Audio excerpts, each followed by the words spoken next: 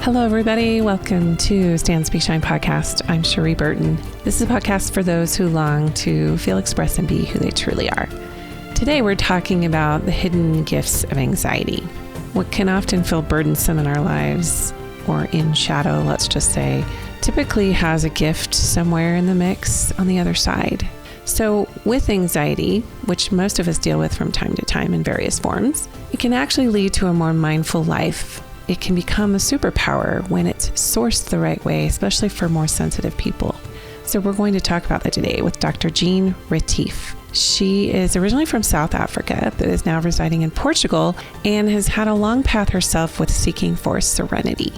How her panic disorder manifested later in life while she was traveling for work, and then how it was able to change her entire career trajectory and put her on a path for really doing what she really wanted to do in life. So her background is actually in human rights consulting. She had a very successful career there and now has actually this amazing skincare called Figgy Life, Figgi. That anyway is actually my new favorite skincare. I absolutely love it. I have really dry, sensitive skin, so I got her free samples and now I ordered it. So you'll have the opportunity to find out how to get free samples of that as well. We don't even talk about skincare on this episode. We mostly dive into, how our gifts are hidden in the midst of pain and suffering. And on that note, we will be starting the Women's Wisdom Circle June 19th. Which is the week of summer solstice. It's a 6-month online program for women way showers, those of you longing to really step into your gifts, to claim who you are, especially those of you kind of in a dark night of soul type of transition, or who are wanting to come out on the other side with some direction and structure.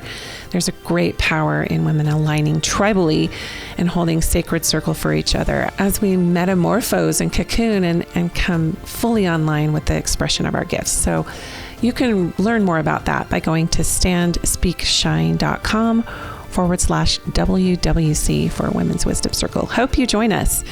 And now here we go, talking about anxiety with Dr. Jeanne Retief. Jeanne, how do you say Jeanne Marie? Jeanne Marie. Jeanne. You can just say Jeanne. Most people just call me Jeanne. It's so pretty with the dash and the Marie. So you're coming to us from Portugal, but you're originally from South Africa.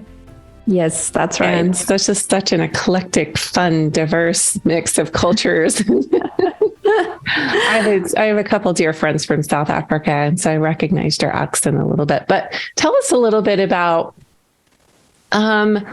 why you're on this journey of educating people about anxiety and some of the cyclical issues that evolve when you're on the path of trying to heal from that or manage it, let's just say. Yeah. How this came up for you. Why is this up in your life as your path? Okay. So I think for me, some people are just genetically inclined to certain illnesses. And I do have a very long family history of mental illness.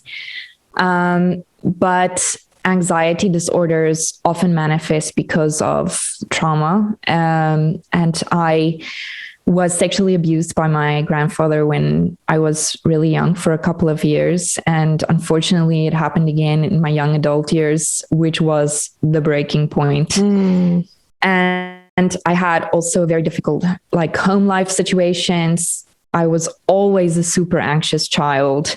So it just kind of grew and grew and grew. And in 2015, the bubble just burst. And I was traveling for work. I was away from home. It's the first time I had a panic attack. I thought I was dying or having a stroke. The ambulance had to come and get me. I went to the emergency room.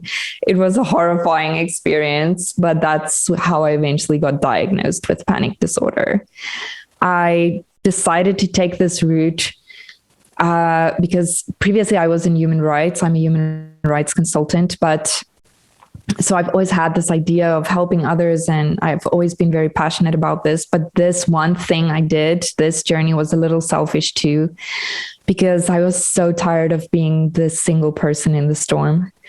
And I needed a space where I could also just have a cathartic experience and just let go of all of this raw sadness and frustration and anger.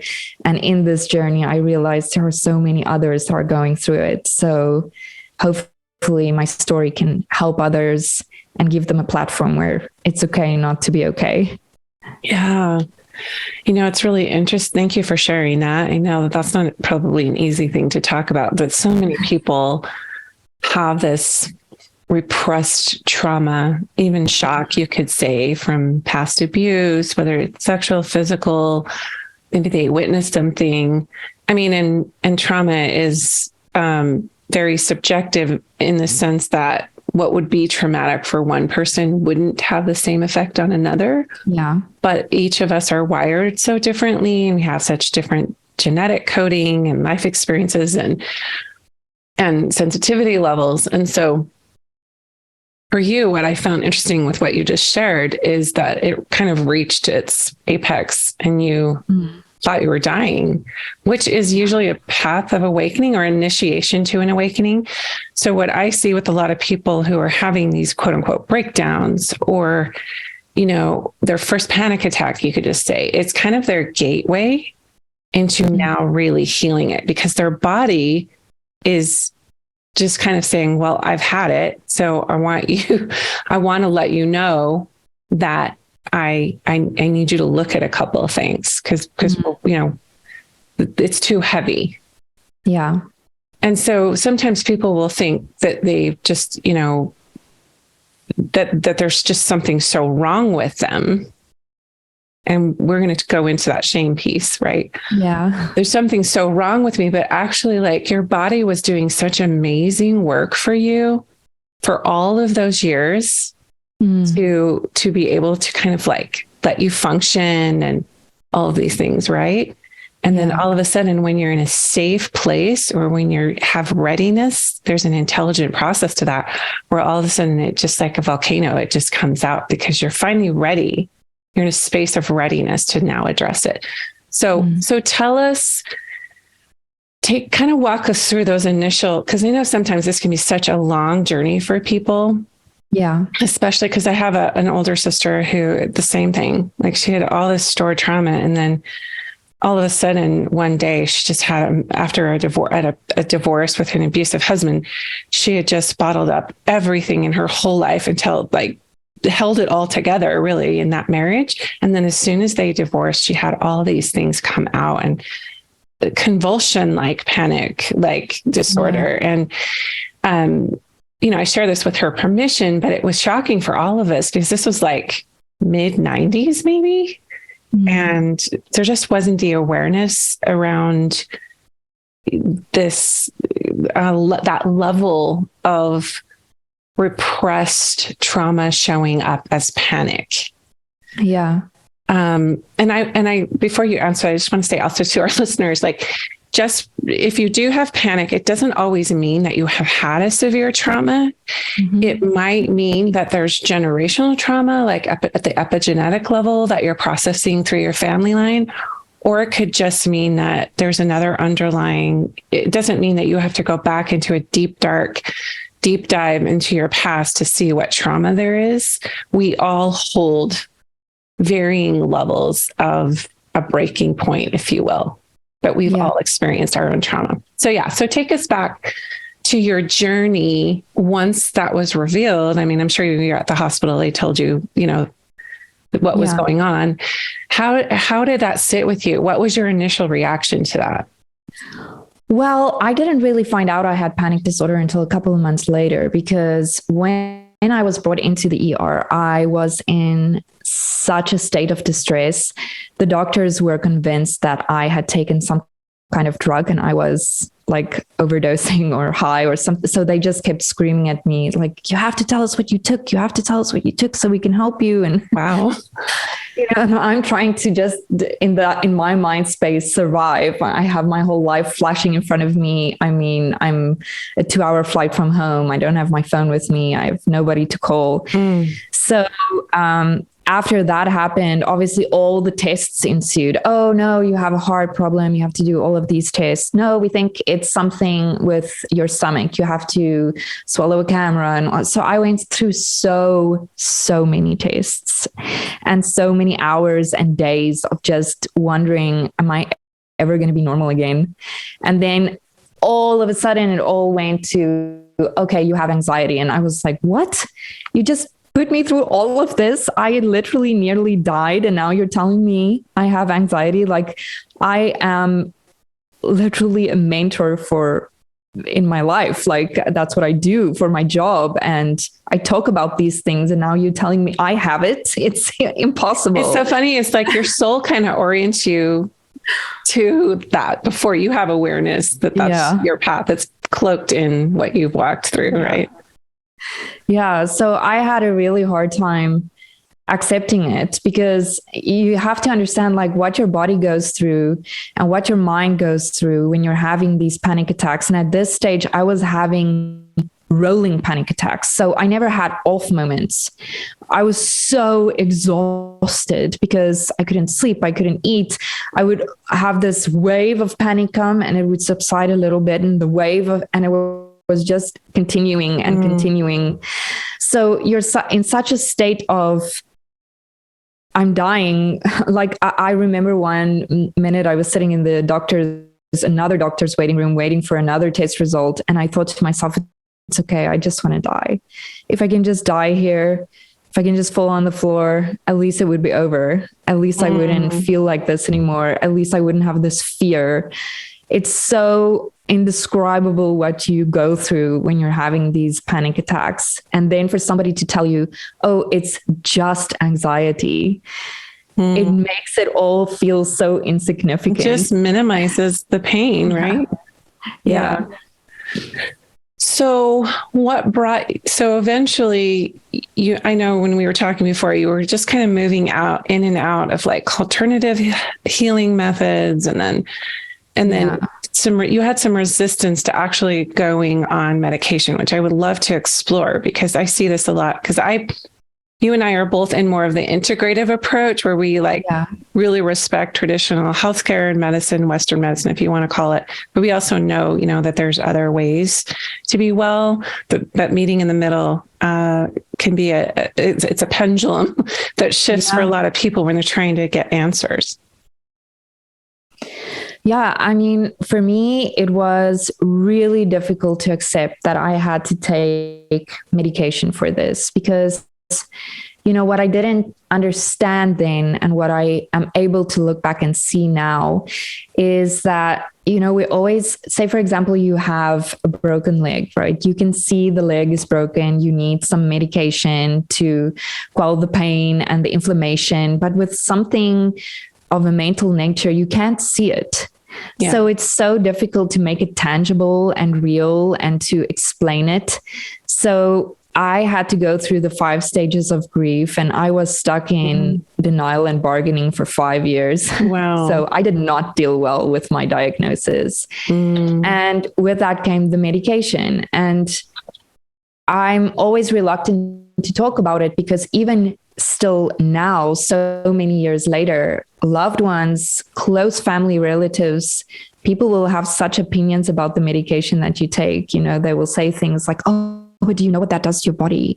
Do you know how bad it is for you? Do you know the long-term effects? And you're thinking to yourself, I've literally been through every single drug they could have given me. I know all of the effects. And, you have to come to a stage where you have to decide, do you want a quality life, or do you want to be in this state of absolute chaos the whole time? And now I'm in a space where I can have 14 good days and 1 bad day, as opposed to 14 bad days and 1 good day. Yeah. But it's really hard, because the medicine that you have to take for a mental illness is all trial and error, because we're all wired differently. We all react to things differently and to certain doses differently. So they try and give you what would be the least horrifying, but it doesn't always work out that way. So I had such bad side effects from some of the medications. And the problem is that it takes 2 weeks to get into your body. Then if it doesn't work for you, it takes 2 weeks to get all of that out. And then another 2 weeks to go on the new medication. And this was my life for 2.5 years. It was really, really hard. So that's my journey with medication. And that's why I get so upset when people have such big opinions about it, because you don't know what it feels like. Well, usually they're just projecting their own fear onto that, like you, or onto the person. Yeah. But that word shame is so charged when it comes to, coming into acceptance, let's just say, of having a mental health diagnosis, a chronic one, not a situational one, because many of us cycle through depression and anxiety our whole lives, even if we're not diagnosed. It's just the nature of being human. But when you receive a diagnosis, there's some stigma attached to that. There's some shame attached to that. And one thing that I found, and I'm sure you have too, is we cannot heal with the energy of shame. We're trying, we receive a diagnosis and then we instantly feel shame, like broken or judged or wrong. And then you go, because my diagnosis was dysthymia that I was given in my late adolescence. It's just a chronic, low grade, mild depression. And I've lived with it my whole entire life. I've broken free of it, I will say, in the sense that, it was just like having like a film or a cloud over me since I was a little girl. So I didn't know any different. Right.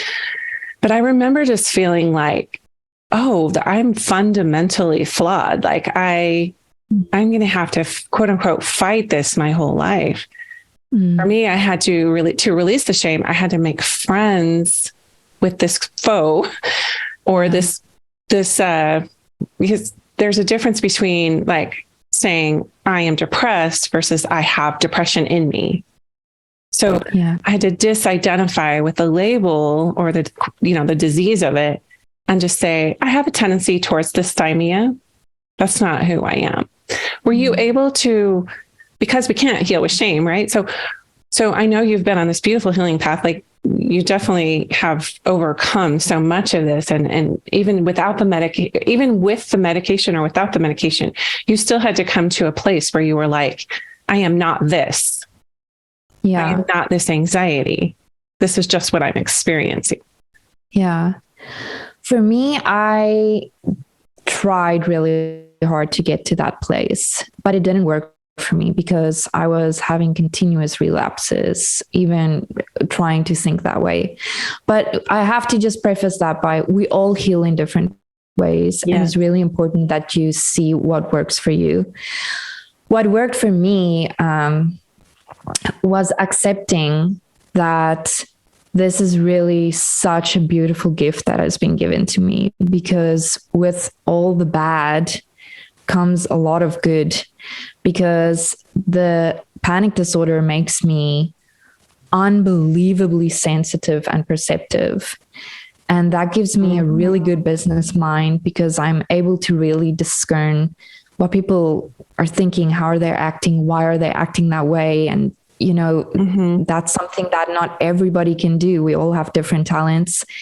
And also just being able to be more intuitive with others, to see when they're in pain or when they may need my help. And I think that's why I had such a successful career in human rights, because I was always led that way and it just always came so naturally to me. But the flip side of that is that I do have this anxiety that comes with it, and that puts me on that edge a little bit more than it would somebody else. Yeah. And I've just learned to accept that these are both parts of me. And as long as I can do my best, only my best, to balance the two, we can live together in harmony. I love that you reframe it as a gift. Like, this is the gift that comes with that. You have enhanced sensitivity. You have heightened intuitive abilities. You're more attuned to the needs of humans. You always have been. You've had that human rights activism gene in you. But now that's just enhanced and magnified those gifts you already had when you got real with what was going on.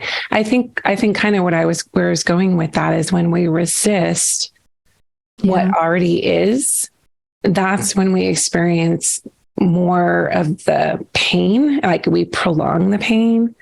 You know, there's that saying, what you resist persists.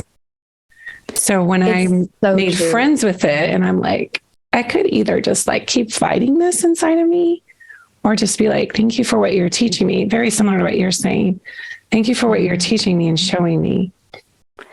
And it's so true what you're saying, because in my previous life, I was in the legal profession, which is a very, you know, you either on the bus or off the bus. There's no in between. And when I was diagnosed with panic disorder, I remember the first thing I told my husband is, no one can know.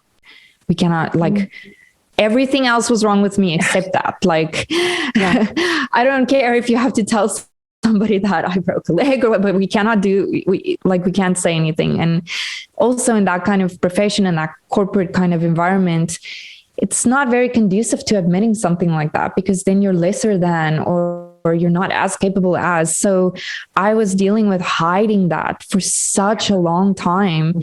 And I was dealing with hiding my traumas for such a long time. And if I look back on it now, all of these projects that I undertook with all of these communities that I worked in, I was always trying to heal my pain through what I was doing to try and help them. And I'm very proud of that, because we did wonderful work, but I never took time to look at me. I totally hear that. And I think this is sort of another generational issue, is taking the big time out, especially women. We're so relational, care so much. We have these projects, we have these relationships we want to nurture. And often the last place we go is within to really meet our own needs. And I know you have some pretty strong opinions about self-care, which I love. You're like, you get so frustrated with it. Share with us a little bit about why that is. I mean, as part, just as part of life, we have so much how-to advice. You know, we have such a plethora of self-help on all aspects of life. One says you must do A, while the other one says you can absolutely not do A. And not everything has to be so complicated. And especially when you have an anxiety disorder and you're a perfectionist, you try so hard to do the right things and do it the right way. And then you've committed all of your energy to it, and you make a mistake, and you falter a little bit, and you feel so down on yourself because somehow that was your fault, and you were supposed to be positive, or you were supposed to be doing this. And I don't think self-care should be that way. Self-care to me is just, loving others enough to love yourself. That's all it is about. It's about sharing your energy with other people. And if you care about that, you will care about your own wellness, because when you're well, you share good energy. And when you're not, it projects on others, especially if you have a family and a home life. You can see it in your kids and your husband. For me, that's all it is. And I just don't think it should be this. It's like, you have to do this, and then in 3 months do this, and then, next year that's going to shift. Right. I love what you're saying. There is no like golden ticket to self-care. There's no right way. It's love. Like you're saying, it's the energy of love. It's going back to shame. Just like you can't heal with the energy of shame, you can't heal. I had a teacher tell me many, many years ago, because my path was originally in traditional psychology. And I worked in clinical settings as a counselor and other things. And one of the things that I heard a really astute practitioner say that has stuck with me all these years is that any offerings to the body that are not done with the energy of love, the body will reject. Yeah. So whether you have a bad counselor or a bad caregiver, and I say bad loosely, but I just mean like they're giving the energy that's not offering you love. It's coming from judgment. Sensitive people like us, we will pick up on that. Also, if we're trying to do that to ourselves with self-care and we're not offering love to ourselves, our bodies will actually reject it. So if we're like going on some bad diet, or we're, I got to hurry and get this self-care thing done. and we're in judgment about it, it's not the energy of love. And so it's not even taking care of ourselves. It's not self-care at all. So No, what you're it's saying, torture. yeah, it's like browbeating yourself. And I like what you're saying. It's about loving others enough to love yourself. And I would also offer the inverse. It's about loving yourself enough to love others. Yeah. And people feel that if you're in the energy of, I need to fix myself. And that's my self-care, Bridgie. You're not always conscious that that's what you're doing. And the reframe is, I love myself enough to nourish myself right now and give my body what I need and my mind. Yeah. So one other thing that I love that you talk about is how important it is to have regrets. And this maybe falls into the perfection trap that you referenced earlier. Yeah. But so many people, say, and so many books will tell you that it's the worst thing to get stuck in regret. And again, everybody has their own journey. So please, I'm not saying that it must work for you. But I mean, even if you look at the greatest songs in history, like Regrets, I have a few, No Ria de Ria. It's all perpetuating this idea that we shouldn't have regrets. But to me, it's so integral to who I am right now. I have to sit with those things. I have to acknowledge that it happened, that there may have been a better way I could have done it, or that I'm looking at it the wrong way and it may not have been my fault. But these regrets have taught me so many lessons. And if I didn't make those mistakes, I wouldn't have known to change my behavior or to do something differently. So I need to be in a space where I can make space for them in my life as well and invite them in to a healing, loving presence, and just sit with that and be thankful for that. Yeah. Trying to not think about it or forget about it because it's something I can't change, that for me makes it worse because it's something I'm repressing. Yeah. So let me ask you this. When you really look at anxiety for you, okay, because I know, like you said, every one of us are wired so differently. What do you think is your root cause, or maybe have you deconstructed it enough or worked with a therapist enough, or like, what do you think? And maybe it's many things, I don't know, but I know everyone has their own realizations with this, right? And it's so different. Have you come to a place where you have some awareness around what might be the origination of this for you? Yeah, I mean, I have spent so many years in therapy.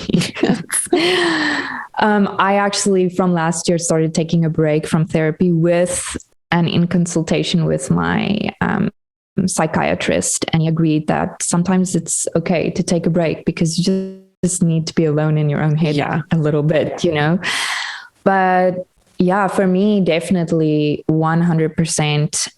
A big part of that was my abuse story and all of the feelings and the shame and the regret and the doubt and the would haves and should haves that come with that. Also, just it is genetic for me. I understand that. Ever since I was born, my mom said I always had my hands in little fists. So I've always been wired this way. But another is also just the circumstances of my life. I was always meant to play the role of diplomat, peacemaker. I was always apologizing for everything. I mean, I can remember my youngest memories of vomiting from stress because I just small things would just stress me out so much. And I wasn't really in an environment where that was understood. It was more of a disease to be sensitive than it was another way to treat somebody or approach things with them. And years and years and years and years and years of this kind of conditioning just kind of led me to where I am. And and I have to be very clear, I'm not blaming anybody for that. I mean, I take full responsibility for the things that I have done to perpetuate that as well in my adult life. But the reality is that there are certain circumstances that did contribute to it. And I have to be real about that in order to heal. Sure. Yeah, it's just like one of the things that we see often when people, like, maybe they hit like an uncomfortable emotion, or maybe they get triggered by something, and we just have this natural propensity as humans to just like shelve it, or fight, flight, or freeze, or whatever, and just avoid it. Like, we go into all these avoidance mechanisms, and then we bypass the pain. Yeah. The gift that I see in people who have these, who we'll just call them episodes or relapses or whatever, is that you can't bypass the pain anymore. Like, it's just there. And so many other human beings are walking around with their pain and bypassing over it because it is painful. It is uncomfortable. But that's the problem, though, because when you come from this kind of background, you never knew that there was this option. Absolutely. With the pain, because the motto that was taught to me was, "Oh, you're crying again. Remember, the world owes you nothing." Mm. So this is what I went into life with, because like, it's bad to be sensitive. It's wrong to be the way I am.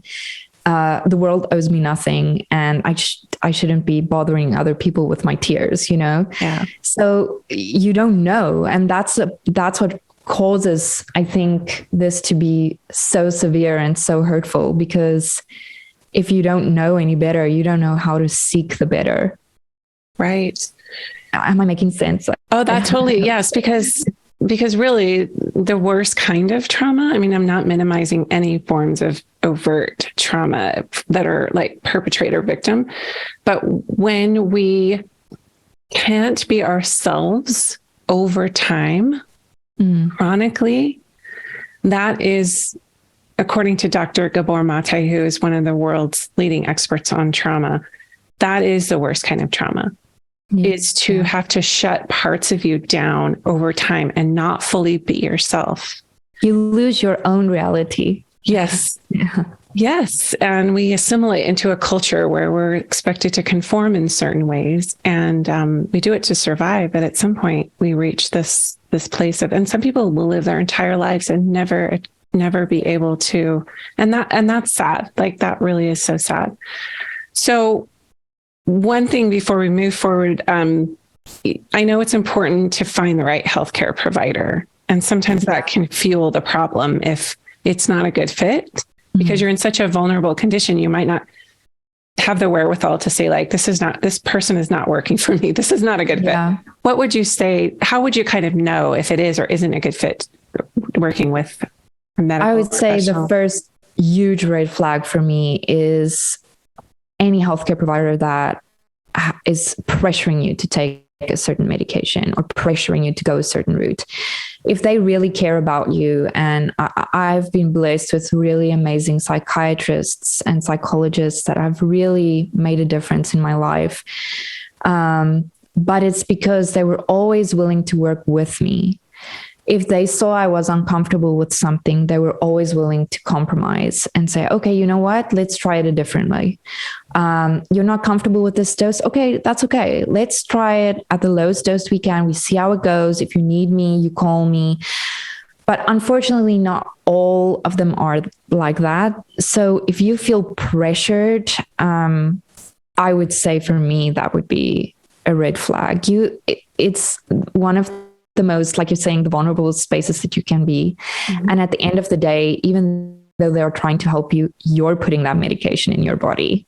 You're the one with the side effects. Your family is the one living with you and all the side effects that it brings. Exactly. So, they have to be able to, they have to care about you and about your journey. Like that love we were talking about, if that offering isn't done from a place of compassion or love, then you shouldn't be in that relationship. And and I think that's what we forget sometimes. Like, you have a right to say no, even if it is a doctor and even if it is a psychiatrist. You have a right to say, you know what, I want a second opinion, and you have a right to go and look for that second opinion. And same with a therapist. You're spilling your guts to this person that you don't even know. If you don't feel uncomfortable with them, you have a right to look for another therapist. You don't have to take this journey with somebody that you feel uncomfortable with. I would just say that just be conscious that you do probably need some healthcare guidance, and you should seek that, and if it's a good healthcare provider, they will almost always point you to the holistic options that you have to consider for mental wellness as well. That was a huge part of my recovery plan. Yeah, let's go into that. Let's look at some actionable, practical. Maybe you have like a certain daily ritual, or maybe you have something that you do every so often just to be in a space of nervous system regulation. So what are some ways that you've worked and found kind of your sweet zone of like, this works for me and this, I'm going to keep doing this? Yeah. So I would say that first 5 years when I was stuck in that kind of hamster wheel, it was really difficult for me to apply the holistic things, because if you're in that state of panic and somebody tells you to meditate, that's a feat that is absolutely impossible to commit to, or to be mindful and, take a shower and really feel the drops on your skin. It was so far out of my mental reach at that time. It was so frustrating. It was doing me more harm. So my first step was I had to completely, for me, break apart. That's what happened 3 years ago. And my life came to a complete standstill, and I had to make really difficult decisions. Like, am I going to do this or am I not going to do this? Am I going to commit to it or am I not? And that's where actually my frustration with self-care was born. If you're in that situation, you cannot commit to 15 minutes of meditation or taking 30 minutes to yourself per day, because your mind doesn't work that way yet. So you have to do really small things that are doable for you, because those are the things that you can start building on and that can start feeling like you can accomplish it, like 1 minute of grounding exercises a day, or even if you combine a couple of 30-second intervals a day where you go outside and walk, or you just sit outside and stare into space, like do really small things that you can accomplish. Don't commit to really big things, because those small things become the big things. Now I'm able to meditate for long periods of time and I love it. But I wouldn't have been able to do that in the beginning. And just to recognize also that. I just want to offer that too. Like when you are in a trauma response, your higher brain functioning shuts down completely. Yeah. Reading, assimilating knowledge, like you said, trying to meditate, it does not work. They call it monkey brain. I know that's a horrible expression, but like you're literally in a state of absolute survival. It's just difficult to even try to do something consistently. I personally have had, like when I had memory surface and different things, I had what you're speaking of. It wasn't a long time, but I have compassion on it, because I used to judge people that went into that place, but until it happened to me. And I'm like, all my tools, all my things I've learned over the years, everything, because this happened in my late 40s, I'm like, nothing worked. Yeah. Nothing worked except one thing. And it's the only thing I could think to do. And that was to breathe. That's it. Yeah. And I did use my essential oils, just like I didn't do any kind of ritual with them. I just grabbed the bottle and smelled it out of the bottle. And that helped me get into my body. But I'm curious, like, was there maybe like a shift, or I don't know what I want to call it, maybe like a turning point, where it finally went out of the fight, flight, freeze trauma response into, okay, now I can start to manage with these certain things because these things work? For me, there wasn't like a day or an event that I could, the huge turning point was definitely I call it the big thing that happened 3 years ago, when I was just like, it was all done and I needed to make a decision. But I would say for me was just in the beginning, I said to myself, just focus on surviving, because you feel like you're dying all the time. So, and it's really, you really do. And I just focused on surviving. And then a couple of weeks later, I was like, okay, focus on breathing. And I focused on breathing, and okay, focus on getting back into some kind of exercise routine. And I did that. And it's like, a garden that you keep nurturing, you know, like it's a dead piece of land in the beginning. All you can really do is give it water and like, you know, do a little bit of work in the soil. And then eventually you will start, you know, getting fertile ground again, and a seed will come up and there will be a blossom or a bloom, and it's a journey. So there wasn't for me like one point. It was more going through these phases and recognizing that if focusing on surviving is all I can do today, that's okay. I'm going to congratulate myself on that. And I'm going to say, okay, I did it. A win. I survived today. Yes, exactly. You know, because, and also a big thing that held me back from healing was the guilt and the self-criticism I put on myself when I relapsed, especially when I felt I was trying really hard. I was taking my medication. I was then in a space of meditating. I was doing everything they were telling me to do, eating the right diets and everything. And I would still have panic attacks. And then I would be so down on myself, because then I would think, how can this be? I'm doing everything right. Why is this still happening to me? Mm. And shifting my mind from understanding that, you know what, this used to happen every day, several times a day. Now it happens once a week, and now it happens once a month.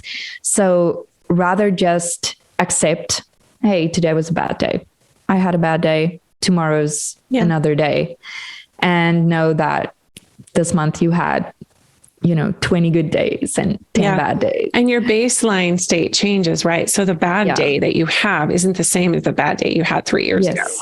Yes. And I think that's important for people to realize, is that when you do these small incremental baby steps, it actually is like, and I hate to keep using this analogy because it gets overused, but putting deposits in a bank account until finally you have like a stable balance and you're able to draw from it when you do have a bad day. You can draw from those reserves because you've done the incremental small steps. So you now know that mindfulness is a piece of this. So let's come back to the integrative piece. You have the medication. You also realize that that was a brace to get you to where you could, you know, come back into, you know, consciously regulating and managing anxiety. So what have you found that really works for you now that you do on a regular basis to kind of keep yourself in a good state? So this is the part that I said I rather accept that my anxiety is a gift because it comes with gifts. And the part that I can be intuitive, I've learned that it's really, really easy for me, or it comes really naturally for me to listen to my own voice if I open myself up to that. And ever since I've done that, my life has changed, because I'm still not somebody that can commit to, okay, every day I'll do 15 minutes of meditation and every day I'm going to do this and this and this, because my anxiety levels change. It's just the way it is. So I rather take 30 seconds, 45 seconds to go within and ask my body what it needs. Sometimes it just needs me to sit outside on the grass with bare feet and just be in earth. Sometimes I just need to sit on the swing and stare into space. And that's meditative to me. Right. Or working in the garden, you know, that's meditative to me. It doesn't have to look like yogi pose and doing it. The only way it needs to look is the way that makes you feel better. Everyone get off social media on ways that you should be doing self-care. Because it's not, for me, music has been probably music and essential oils together, just because of the sensory aspects of both of them, have been my mainstays to kind of ground me back into number one, not bypassing the emotion. If I usually match, and I know this may be a little bit controversial, but if I'm angry, I'm not putting on calm music. I'm putting on angry music because I want to match the energy so I can climb into it and do that. But if I feel out of control, of course, I'm going to, I'm going to remove myself and I'm going to calm and do those things. But again, something's triggered that. So I need to honor that I'm not in my higher functioning brain when I get triggered. And I need to go in and match the energy of it and meet it where it's at and not resist and fight it. It sounds like you're doing that same thing too, because you've accepted that meditation comes in many forms. Yeah. You could even say your life is a meditation, Exactly. You just have to do it the way that works for you, because my big thing is I cannot do anything that makes me feel like I failed at something, because that causes a snowball effect for me. So whatever I do and however I approach it, it needs to be in a way where I can feel like I've done my best and I've accomplished it. But setting myself up for failure is not moving my chip forward on the board, Yeah. And I want to, before we close out, I want to circle back to when I had asked you about what your thoughts were around like root causation or whatever. The reason that I asked you that is because, a lot of people like you, and I would put myself also in this category, we are bridges to heal family lines where these things have perpetuated in cycles for multi-generations. Like this, we finally have enough awareness on the planet. Like we incarnated at a great time where there's tools, like all these things, in healthcare and the holistic space. And so, it doesn't really matter what is causing it necessarily. Like we don't have to go into multi-years of therapy anymore to know why we're feeling this way. It's just, maybe it didn't start with you. And maybe it didn't start with me, right? We just happen to be carriers, hosts of the generations before us of these things, these patterns that haven't been healed. So they're just patterns. Yeah. And I think we can get into a trap where we're trying to overanalyze what we think I have my own theories, but what I think is causing generalized anxiety in the planet, because it's ramping up to heal. We're all feeling it in our bodies because these patterns need to heal. It's time. And there's readiness, just like your body intelligently knew you had a readiness now to dive into that trauma or start the healing path or activate that. We call it a healing crisis, which is like an oxymoron. But the same thing is happening, in the collective consciousness. People are feeling it in their bodies, especially I would say like Gen Z, late millennials. It's really ramping up in their bodies.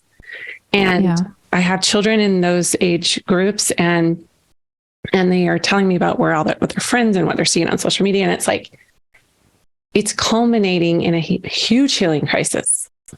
And those will be the generations that really start to, I believe, build super healthy communities and revolutionize healthcare and all of the things that need to happen. But right now it's just, they're holding it, they're containing it in their bodies and trying to survive. But they ultimately, I believe, glass half full, they hold a solution. Every generation will have more and more awareness. And hopefully, in our lifetimes, we'll see that these things become abated because we're able to really look at, what's been fueling this generationally and how can we feel it and heal it. But that also for me comes down to the choice, because we do have all of this medical awareness, especially after COVID. There's so much awareness about mental wellness and mental health and all of that. Yeah. The choice to go and have yourself checked out, I think people have such fear when it comes to something that's mental related. But the reality of it is that there's a good chance you may not have an anxiety disorder. There's a very good chance you may just be experiencing a period of chronic stress that you can heal from with the right tools and the right guidance from your healthcare providers. And that in your case, it might not persist your whole life. It might not be something. Yeah, exactly. So it's something that you can help yourself with and resolve now and have better tools to deal with in the future, because life will always be stressful. But if you do have an anxiety disorder, it's also very important for you to get diagnosed so that you can have the right tools and that you can know which one of the anxiety disorders you have so that you can understand how to deal with it. So And I feel generationally, we're talking about things more, and we're so open about things like the Me Too movements, and so many companies have the remote working and the paternity leave, but the mental health care conversation is still lagging behind. There's still such a stigma about it. Like, Absolutely. just go and ask. Just say, listen, I've been tired, I've been fatigued, I've been overly stressed. Can you help me? Is it chronic stress? What can I do? What lifestyle changes can I make? It could be that it's really just that. But it could get way worse if you just leave it, get to burnout and all sorts of issues. Such a good point. And also just to underscore the fact that we are not our diagnoses. Whether we do or don't get diagnosed with a mental illness, like, it's just in us. It's a pattern. It's not who we are. So, and this is a whole other discussion, but this is one of the reasons I've always had such a huge problem with the first part of the 12 steps or recovery meetings. Is the first thing they say is, my name is so-and-so and I am an addict. No, you're not. That's not who you are. Quit affirming that. And I'm starting to hear more people talk about that. I self-published a book on depression in 2007. And that was one of the things that because I've lost a sister to suicide, I lost her to an addiction, I lost her to mental illness. I've had an aunt commit suicide. Like, these things have been in, just like you were saying that you have mental health patterns or mental illness patterns in your family. So do I. Most of us do. But what I'm really, really clear on with people that I work with, whether it's through coaching or, just teaching trainings, is that when you have a pattern in you, it's not you. It's like, you're the warrior, you're the chain breaker. You're not the pattern. The reason the pattern's in you is because you have what it takes to mitigate it, to transmute it, or to live with it. Right? Yeah. All of those things heal patterns, whether it looks overtly like it's cured or healed. That's not what really we're not looking at the exterior part of it. We're looking at, what is it teaching you inside of you? How is it making you more conscious? How's it making you more loving and compassionate towards others and yourself? So these are all ways that we can reframe when we are given a diagnosis. Diagnoses can be so helpful. They can be so validating and affirming. It's like, oh, there's something that like describes what I have, but we can't vibrate with it. Yeah. We can't attach to it because we'll just stay sick. But when we recognize that there's a pattern, we say, oh, I see the pattern, but I'm apart from that pattern. I'm just observing the pattern. So when you have those quote unquote bad days, you're like, here comes the pattern. Hi, pattern. Yeah, for sure. It's, it's like Dr. Seuss says, it's my favorite book, All the Places You Will Go. And he calls it the waiting place. And I always feel like that's the waiting place. I'm always telling my little girl, she's 5 years old, I'm like, never go to the waiting place. Always try and get out of the waiting place. There where you're waiting for it to be okay, or to go away, or to just heal itself, or to just disappear. The right person, place, substance, get fixer. Out of that exactly. phase. You are the one you're waiting for. Yeah. You are the one. And like you were saying with your facilitator or your doctor or whatever, like, they are not the expert on your body. They are expert on diagnoses and illnesses and patterns. But you live in your skin 24/7, 365. And that acceptance you're talking about is it's such a beautiful, I think, initial step towards healing that continues on, and you deepen into that, right? And you start accepting all parts of yourself, and you just keep continuing to try to do that. That's the sacred geometry pattern that heals and transmutes those other patterns.